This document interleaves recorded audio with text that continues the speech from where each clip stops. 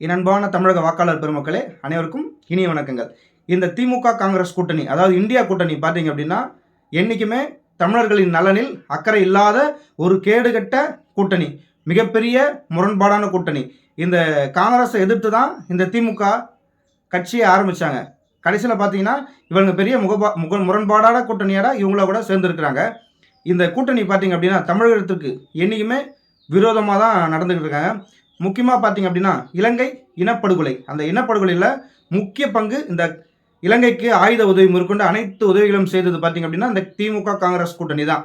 அந்த 2009ஆம் ஆண்டு போர் உச்சகட்டத்தில் இருந்தபொழுது மத்தியில் காங்கிரஸ் ஆட்சியில் இருந்தது. அந்த டைமில் திமுக கூட்டணியில் தான் இருந்தது. இவர்கள் நினைத்திருந்தால் இவர்களோட ஆதரவில் தான் மத்திய அரசு நடந்து கொண்டிருந்தது. இவர்கள் ஆதரவை வாபஸ் பெறுகிறேன் என்று ஒரே வார்த்தை சொல்லியிருந்தால் அந்த தமிழர் விரோத போர் நிறுத்தப்பட்டிருக்கும். ஆனால் இவர்கள் செய்யவே இல்லை. டெசோ மாநாடுன்ட்டு ஏதோ ஒன்று நடத்தினாங்க. அதுக்கப்புறம் பார்த்தீங்க அப்படின்னா 4 ஏர்குலரோட வங்கக்கடலோரம் காற்று வாங்கி கொண்டு போரை நிறுத்தி விட்டார்கள். தலைவர் 1 மணி நேரத்தில் போரை நிறுத்தி விட்டார் என்று மிகப்பெரிய பில்டப்லாம் கொடுத்தாங்க. இந்த தமிழர்களுக்கு விரோதமாக செயல்படுத்ததால் 2016ஆம் ஆண்டு ஆட்சியை விட்டு இறங்கிய காங்கிரஸ் இனி ஒருபோதும் மத்தியில் ஆட்சிக்கு வரப்போவதே இல்லை. ஏன்னா தமிழர்களுக்கு செய்த துரோகம் அவ்வளவு. இதே போல 2026 சட்டமன்ற தேர்தலில் இந்த கூட்டணி மாபெரும் தோல்வியை சந்திக்க வேண்டும்.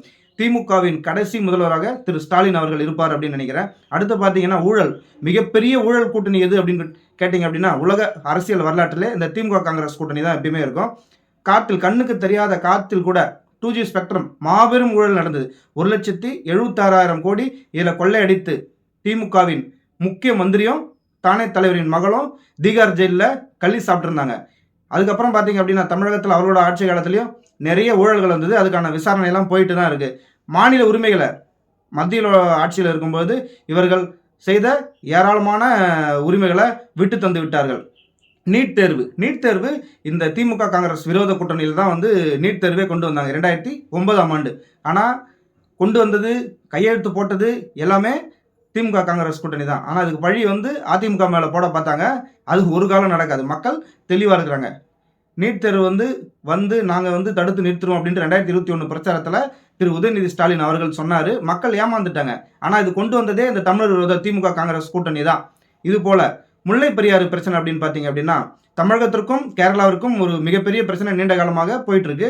அந்த பிரச்சனையில் பார்த்தீங்க அப்படின்னா, அன்றைக்கு மத்திய அரசாக இருந்த காங்கிரஸ் என்ன பண்ணுது அப்படின்னா, அவங்களுக்கு கேரளாவில் அவங்க ஆட்சியில் இருந்ததால் கேரளாவுக்கு தான் அவங்க ஃபேவராக நடந்துட்டு இருந்தாங்க. இது புரட்சி தலைவி அம்மா அவர்கள் போயிட்டு உச்சநீதிமன்றத்தில் சென்று 142 அடி தண்ணீர் தேக்கி வைக்கலாம் என்ற ஒரு ஆணையை பெற்றாங்க.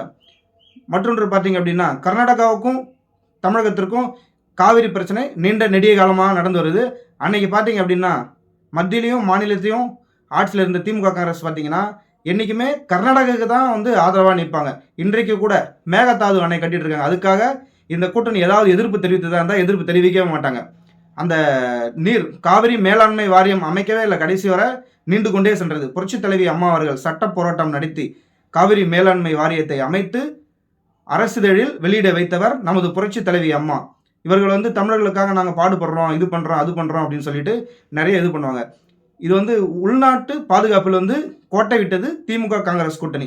2009 பார்த்தீங்க அப்படின்னா, பாகிஸ்தான்ல இருந்து சில தீவிரவாதிகள் இந்தியாவின் முக்கிய தலைநகரமான மும்பையில் ஒரு ஹோட்டலில் புகுந்து மற்றும் ரயில்வே நிலையங்களில் மிகப்பெரிய தேச விரோத செயல்களில் ஈடுபட்டனர். இது எந்த ஆட்சியில் நடந்தது அப்படின்னு பார்த்தீங்க அப்படின்னா, திமுக காங்கிரஸ் கூட்டணி ஆட்சியில் தான் இருந்தது. விலைவாசி உயர்வு பார்த்தீங்கன்னா இந்த திமுக காங்கிரஸ் ஆட்சியில் மிக கேவலமாக இருந்தது. இதுக்கு முக்கிய காரணம் என்ன அப்படின்னு பார்த்தீங்கன்னா, பெட்ரோல் டீசல் விலை நிர்ணயம் அந்தந்த நிறுவனங்கள்கிட்டே இந்த ஆட்சி காலத்தில் தான் ஒப்படைக்கப்பட்டது. அன்றிலிருந்து தினம் ஒரு விலையாக பெட்ரோல் டீசல் 50 ரூபாய்க்கு விற்ற பெட்ரோல் இன்னைக்கு பார்த்தீங்க அப்படின்னா 100 ரூபாய்க்கு மேல் சென்று விட்டது. இது போன்ற பல முக்கியமான நேரங்களில் என்றைக்குமே அதிகார வர்க்கம் தமிழகத்திற்கு ஆதரவாக நின்றதே கிடையாது. இந்த கொள்ளை கூட்டணி, கொள்கை கூட்டணின்னு சொல்லுவாங்க, ஒரு புண்ணாக்கம் கிடையாது. இந்த கூட்டணி அகற்றப்பட வேண்டும் என்பதில் தமிழக மக்கள் மிகவும் தீவிரமாக இருக்கிறாங்க. மத்தியில் இனிமேல் அவர்கள் ஆட்சிக்கு வரப்போவதில்லை என்று தெளிவாக தெரிந்துவிட்டது. தமிழகத்திலும் இனி திமுக ஆட்சிக்கு வரவே போவதே கூடாது அப்படின்ற நிலைமையில் அனைவரும் இந்த கூட்டணியை எதிர்த்து வாக்களித்து அண்ணன் எடப்பாடியார் அவர்களை அரியணையில் அமர செய்தால் தமிழகம் வளர்ச்சி பாதையில் செல்லும். தமிழகம் தழைத்தோங்கும். விவசாயிகளின் ஆட்சியாக, மக்களின் பாதுகாப்பில் முக்கியமான ஆட்சியாக அண்ணன் புரட்சி தமிழர் எடப்பாடியார் அவர்களின் ஆட்சியில் நடைபெறும் என்பதை தெரிவித்துக் கொள்கிறேன்.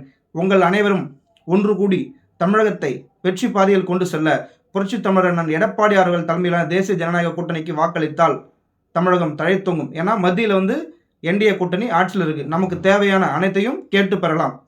ஆகவே தமிழகத்தை மீட்போம், மக்களை காப்போம். நன்றி.